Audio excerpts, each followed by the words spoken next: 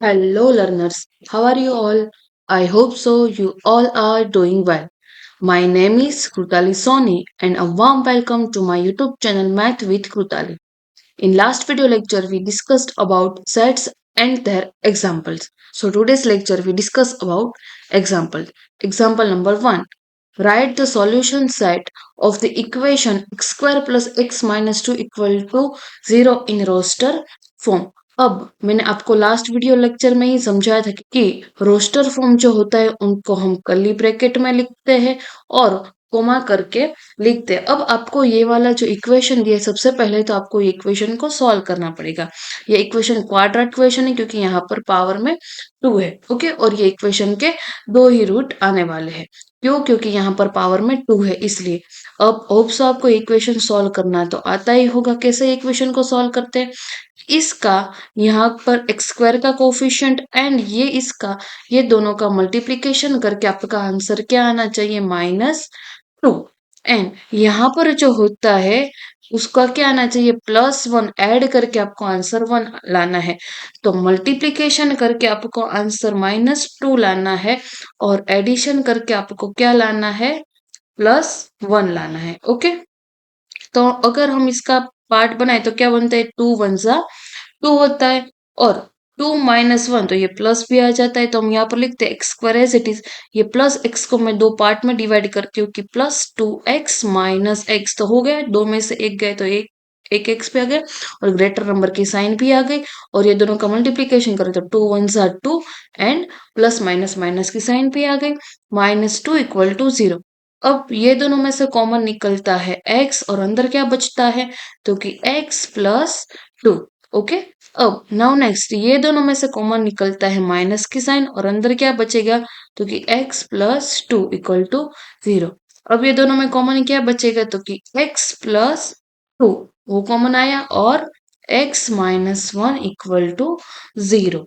Okay, तो यहाँ से हमें x की वैल्यू क्या मिली? तो सबसे पहले ये हम x plus 2 equal to 0 and x minus 1 equal to 0 करते हैं तो यहाँ से हमें x की वैल्यू मिली -2 एंड यहाँ से हमें x की वैल्यू मिली 1। होप सो कि आपको समझ में आया होगा। यहाँ पर मिडिल टर्म को मैंने स्प्लिट किया है और उसमें से फिर ये दोनों में से कॉमन टर्म निकाली, ये दोनों में से कॉमन टर्म निकाली, अंदर जो बचा है वो मैंने लिखा। तो x की वैल्यू आपको क्या मिली? रोस्टर फॉर्म में लिखना है तो यहाँ पर आएगा -2 एंड 1। तो ये हुआ आपका आंसर। ओके, नाउ नेक्स्ट देखते हैं एग्जांपल नंबर 2। एग्जांपल नंबर 2 में आपको दिया है कि write the set x where x is a positive integer and x square less than 40 in the roster form. Again roster form को कैसे लिखते हैं? कर्ली ब्रैकेट में लिखते हैं, कोमा कर करके लिखते हैं। अब यहाँ पर आपको क्या बोला है? Positive integer. x को आपको क्या लेना है? पॉजिटिव इंटीजर लेना है। तो यहाँ पर x इक्वल टू सपोज आप 1 रखो तो 1 का स्क्वायर 1, ये लेस देन 40 हुआ तो ये राइट है। तो सबसे पहले हम लिखेंगे 1, फिर x की जगह पे 2 रखो तो 2 का square 4, 4 less than 40। Less than मतलब ये कॉर्नर वाला जो पार्ट आता है वहां पर स्मॉलेस्ट नंबर होता है और ये जो ओपन पार्ट होता है वहां पर ग्रेटर नंबर होता है। तो ये भी ट्रू हुआ। तो यहाँ पर क्या लिखोगे आप? 2 लिखोगे कि 4 लिखोगे? यहाँ पर तो आप 2 ही लिखोगे। क्यों 2 ही लिखोगे? क्योंकि आपको x की वैल्यू फाइंड आउट करनी है। ओके, नेक्स्ट हम लेते हैं 3। x की जगह पे 3 रखो तो 3 का स्क्वायर 9 आता है तो 9 लेस देन 40, ये भी ट्रू हुआ। तो हम रखते हैं यहाँ पर 3। फिर नेक्स्ट हम x की जगह पे 4 रखते हैं तो 4 का स्क्वायर 16 लेस देन 14, ये भी ट्रू हुआ। तो क्या आएगा? 4। फिर x की जगह पे 5 रखो तो 5 का स्क्वायर 25 लेस देन 40, तो ये भी ट्रू हुआ। तो यहाँ पर क्या आएगा?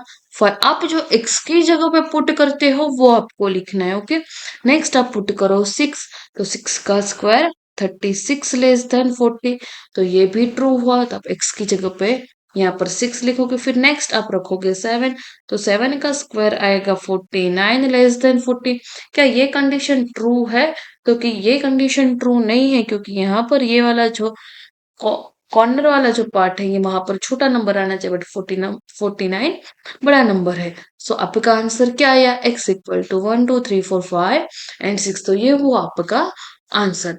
नाउ नेक्स्ट देखते हैं एग्जांपल नंबर 3। एग्जाम्पल नंबर 3 में आपको दिया है कि write the set a equal to 1 4 9 16 25 up to 100 in set builder form. अब सेट बिल्डर फॉर्म मतलब क्या है, मैंने आपको एग्जांपल में ही समझाया था सेट बिल्डर फॉर्म को हमें कैसे लिखने का होता है। तो कि ये देखो, सबसे पहले तो ये सेट क्या आपको दिया है, तो ये क्या है, 1 का स्क्वायर है, ये 2 का स्क्वायर, ये 3 का स्क्वायर, 4 का स्क्वायर, 5 का स्क्वायर, ऐसा आपको दिया है। तो अब आपको इसको सेट बिल्डर फॉर्म में लिखना है। तो आप लिखोगे कि x where x is the square of a natural number, square of a natural number. Next आप इसको एक और भी तरीके से लिख सकते हो, और आपको करके लिखना हो तो आप ऐसा भी लिख सकते हो कि a equal to x where x equal to n square, where n belongs to capital N। Capital N मतलब क्या होता है, ये नेचुरल नंबर्स होते हैं। ओके, तो आप ऐसा भी लिख सकते हो और ऐसा भी लिख सकते हो। तो ये हो आपका set builder form. Okay, now next देखते हैं एग्जाम्पल नंबर 4। एग्जाम्पल नंबर आपको 4 में दिया है कि write the set 1/2, 2/3, 3/4, 4/5, 5/6, 6/7 in the set builder form. अब आपको ये क्या लगता है, ये कैसे हम लिखेंगे सेट बिल्डर फॉर्म में? देखो यहाँ पर 1 है तो 2, फिर देखो ये पूरी सीरीज कैसे बन रही है, तो कि जो डिनोमिनेटर में होता है वो नेक्स्ट टर्म में वो न्यूमरेटर में आ जाए। देखो यहाँ पर 2 है तो यहाँ पर 2 आ गया, फिर 3 यहाँ पर आ गया, 4 आ गया, 5 आ गया, 6 आ गया। ओके, तो इसको अगर हमें लिखना हो तो हम इसको कैसे लिखेंगे? हम लिखते हैं कि x where x equal to n divide by n plus one. देखो ये नंबर से नीचे वाला नंबर बड़ा है, 1 है तो 1 प्लस वन 2, 2 है तो 2 प्लस वन 3, 3 है तो 3 प्लस वन 4। बट ये जो n है वो कैसा हमें लेना है, तो हम लिखेंगे कि where n is natural number, या तो फिर आप direct n belongs to capital N भी लिख सकते हो। अब ये देखो अप टू सोन, इसके पहले वाला जो एग्जांपल था ना वो अप टू सोन तक चलता था, बट ये यहाँ पर स्टॉप हो जाता है। तो ये कहाँ से स्टॉप हो जाता है, हमें एन कहाँ से कहाँ तक का लेना है? देखो सबसे पहले एन इक्वल टू 1 रखो तो 1/2, फिर 2 रखो तो 2/3, 3 रखो तो 3/4, 4 रखो तो 4/5, 5 रखो तो 5/6 एंड 6 रखो तो 6/7। तो हमें एन जो है वो कहाँ से कहाँ के बीच का लेना है, तो कि n जो है वो 1 लेस और इक्वल टू n लेस और इक्वल टू 6। इक्वल टू का मतलब होता है कि उसको भी लेना है।